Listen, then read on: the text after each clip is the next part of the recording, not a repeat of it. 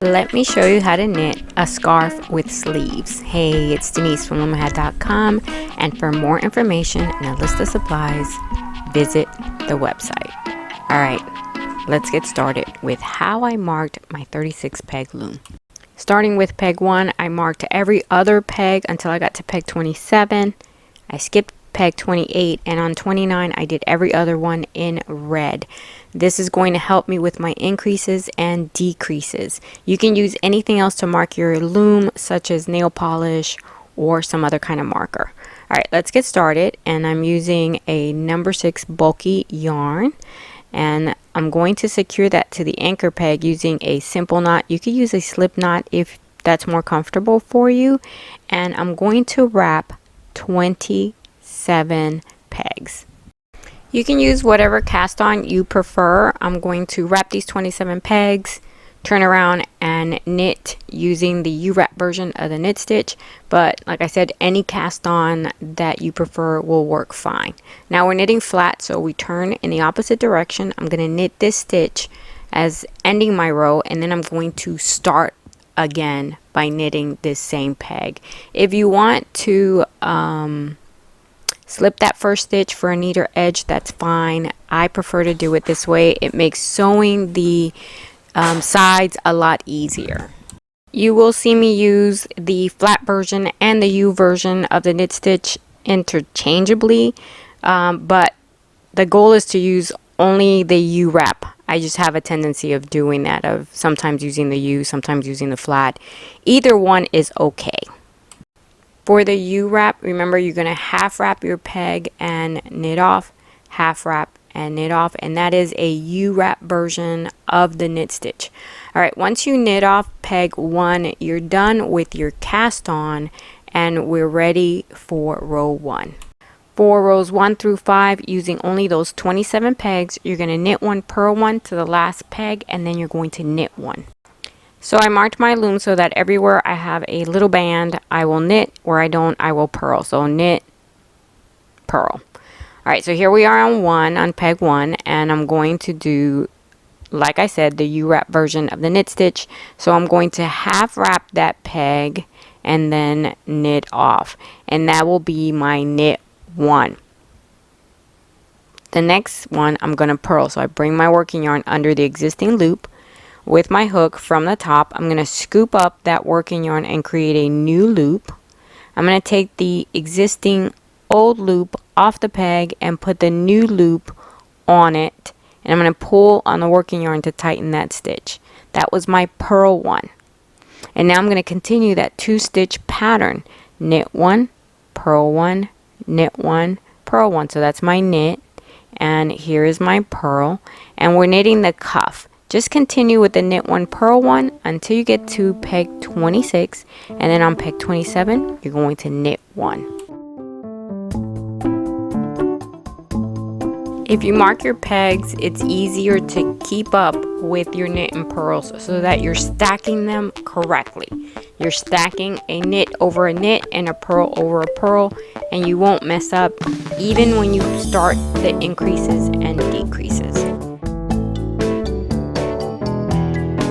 Now for row 6 and every even number row, you're going to increase by 1 before you start your rib stitch. On the way back, you'll knit the rib stitch again. So I'm on peg 27, this is row 6, and I'm going to take my working yarn and lay it over the peg next to it, and then come to the back and do like a figure 8 and bring the yarn back from here, from 28. I'm bringing the yarn back to peg 27, and I'm going to knit off because this is a knit stitch that belongs here. You know that because there's a little rubber band on it. Okay, so now I have 1 extra peg on my row. I've increased by 1, and now I'm just going to continue my rib stitch like I've been doing, right? With 1 extra stitch. Alright, keep going. Keep in mind that 6 is an even number, so from row 6 to 23, you're always going to increase on the even number row. And now once you finish that row, you're going to turn around, because from row 7 through 23, every odd number row, you're going to just do a rib stitch until you finish the row, and that is going to include your increase, right? Right now you have 28 pegs with stitches because on row 6 you increased by 1. Every time you turn around on an even number row, you're going to increase by 1, and I want you to continue to do this until you've covered all 36 pegs on the loom. So you're on your way back. You're going to finish 27 pegs. That's row 7. We're on row 7 now. When you turn around to do row 8, 8 is an even number, so you're going to increase by 1. But for right now, you just want to finish row 7. Get to the end, which is 27 pegs, plus the increase. So here I am. I'm going to knit off peg 27. And then the next peg is actually not a knit, but a purl because it doesn't have a rubber band, right? That's how I'm keeping up. And then I'm ready now. That's the end of row 7. I'm ready to begin row 8, but first I'm going to increase because 8 is an even number row, right? So I do my figure 8 to increase by 1, and now I'm going to come right here to peg 28 and I'm going to do a purl stitch because that peg does not have a rubber band, so it tells me that that's a purl. And remember, I'm increasing, but I want to continue my rib stitch pattern, so I continue to do the knit 1, purl 1, knit 1, purl 1 until I get back to peg 1. So continue to increase on the even number rows, and on the way back you're just going to knit all of the pegs that you have, and you're going to continue to do this until you've increased to 36 pegs. For rows 24 through 54, we're going to continue the rib stitch, which is a knit 1, purl 1, but we're working in the round, so you need to bring the yarn over now. So you're on peg 36 because you've increased to that point, and you bring it around and you're going to now knit peg 1.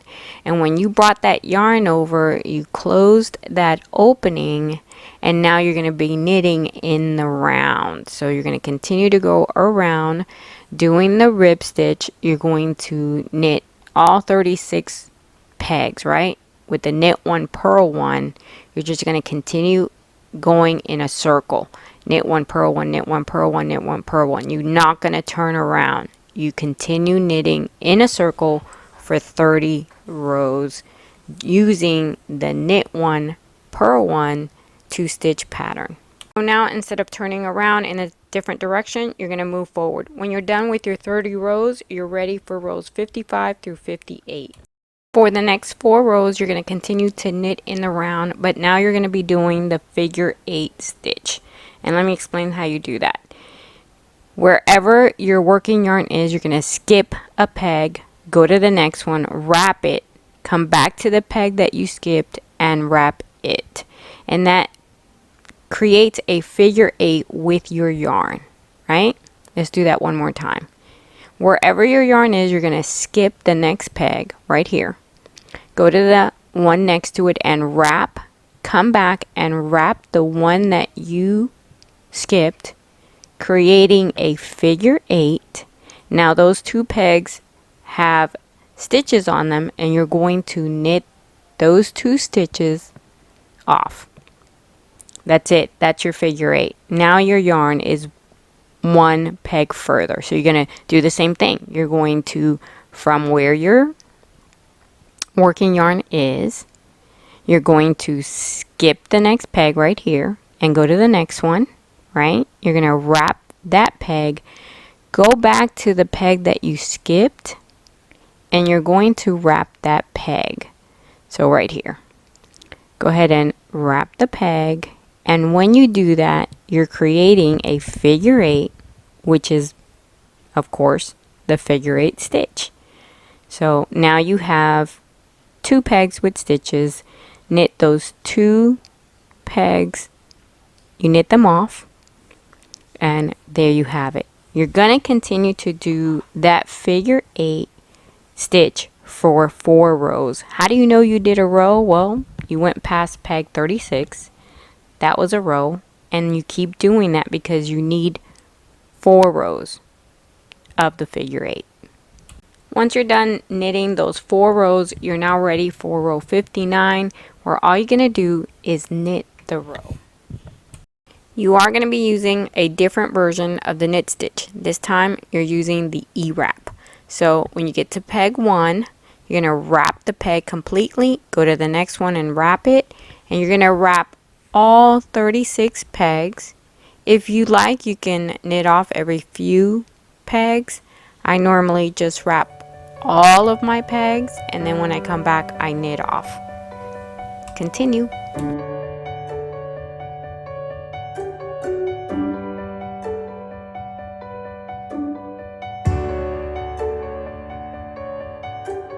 Then for rows 60 through 69, you're just going to repeat that 5-row pattern 2 more times.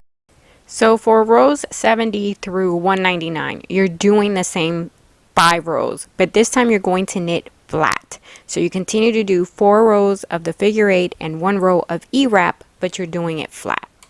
You should be on peg 36. If you're not, just knit your way back to peg 36 and start from here. Don't count that extra row. And then you're going to turn around to go in the opposite direction.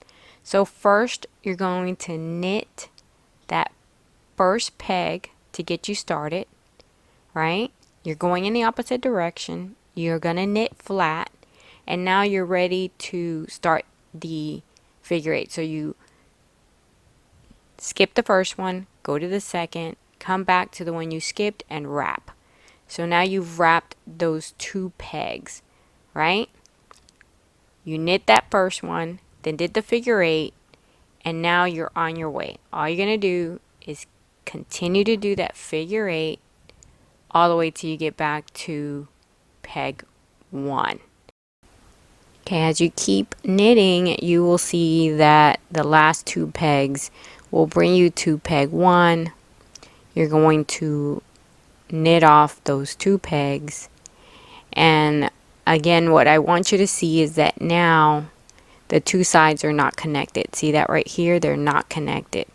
And your working yarn is actually on peg 2 instead of 1, so bring it back to peg 1 and knit off in order to finish that row. Now you're going to turn around because we're knitting flat, and you're going to knit that peg 1 more time to start the row. So you knit off peg 1 just like you did when you were at the other end, and now you're going to start with the figure 8.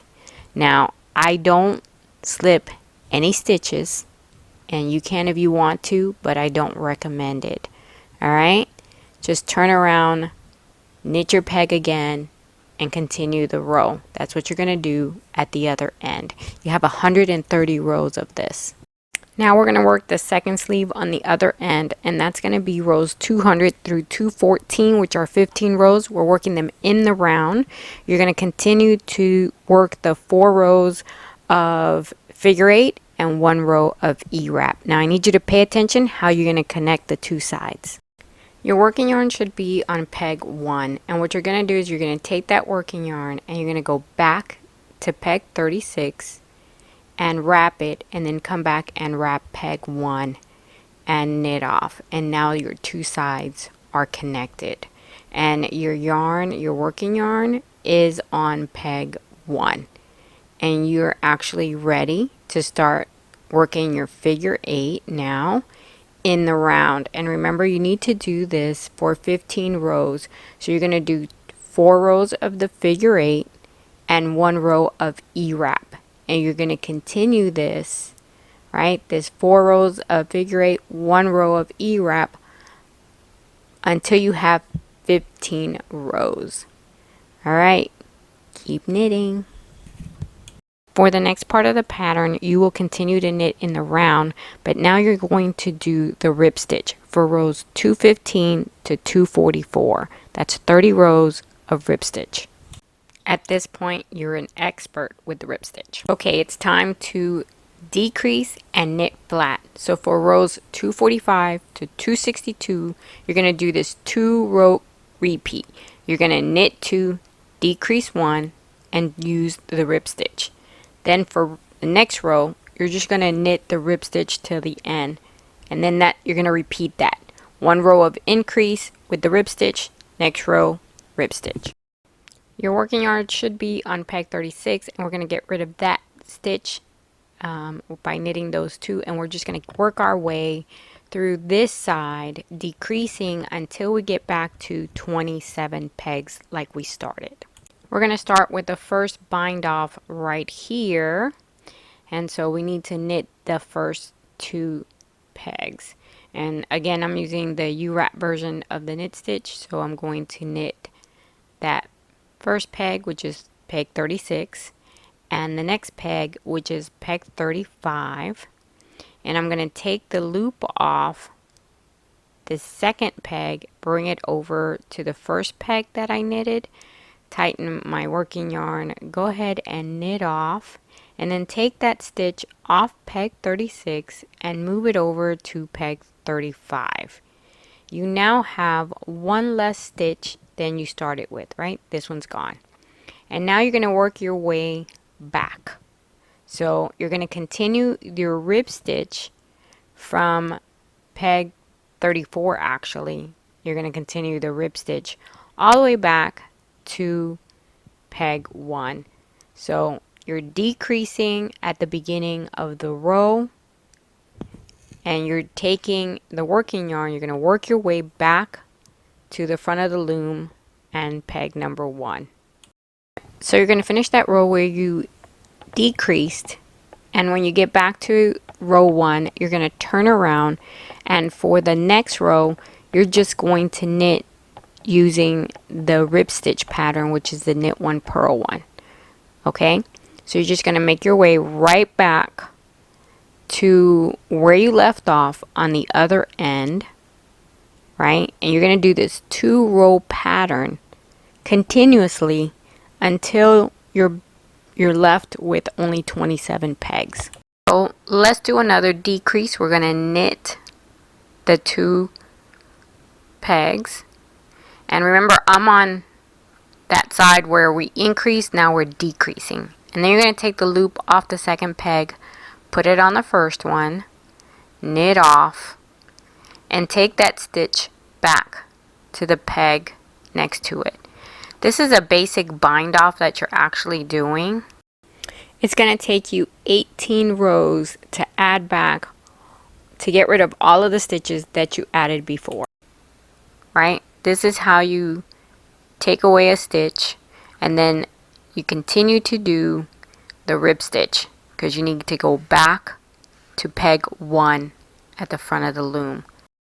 So you're just repeating those 2 rows, right? You're taking off a stitch and then going back to row 1 and then back again to take another stitch off. Your last 5 rows are like your first 5 rows. You're going to do 5 rows of the rib stitch flat. So you're doing the rib stitch on 27 pegs for 5 rows. You got this. Yay, it's time to cast off, and we're going to use the super stretchy bind off. So get your yarn, and you're going to measure out twice the distance of those 27 pegs, and it's a bit of an overkill, but don't worry about it. It's better to have too much than not enough. And once you've done that, go ahead and get your scissors, and you're going to cut the working yarn, and then get your hook. I usually use my needle, but this time I'm going to use my hook, and take the working yarn. We're going to work these first 2 pegs right here, and so you're going to take the working yarn and put it under the existing loop on the second peg. You skip the first one, and from the top scoop up and feed it through that loop. Then take it back to the one you skipped, put it on top of the existing loop, and from the bottom scoop the yarn down and through those loops. And that's how you start. Now from this point on, what you're going to do is a little different. From this point on, you're going to skip that peg next to it and go to the next one.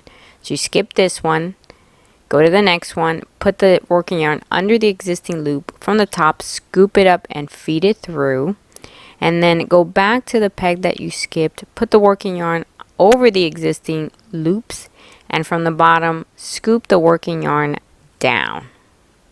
Let's do that awesome technique again. You're going to skip the peg, right? But first take out the last one that you did. Take that loop off. That's actually the hack. It's what keeps everything nice and tight. So you're skipping one peg here, going to the next one, putting the yarn under the existing loop from the top, scoop up and pull the working yarn through that loop. Go back to the peg that you skipped, place the yarn over the existing, and from the bottom scoop that working yarn down and through the loop. And the reason I like needles is because they kind of double your yarn.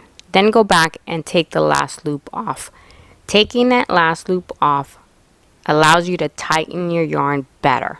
Alright, so you skipped a peg, you went to the next one. From the bottom, you scoop up and feed it through. Go back to the one that you skipped. Place the yarn over the existing loop, and from the bottom scoop down and feed it through the loop. You're going to continue to do this. Don't forget to remove that last peg, that last loop from the peg as you bind off, because again, that's what's going to help you tighten your loops. And personally, I'm going to go back and I'm going to tighten these loops with the same technique that I use with the cast on to tighten, and I will give you links in the description for a video on how to tighten your cast on. It's the same technique I'm going to use to tighten my cast off. Now it looks pretty good, right? And most people are okay with it. See, it looks nice, but I like my edges to look really nice, and tightening the loops does it. If you've never done this, practice before you ruin a pattern that might have taken you days to knit. So practice tightening your cast on those loose loops. I'm going to give you a link in the description. Practice on a small swatch and then come back and do it with this project. You don't want to ruin something you've worked a lot of hours. So keep going until you cast off everything.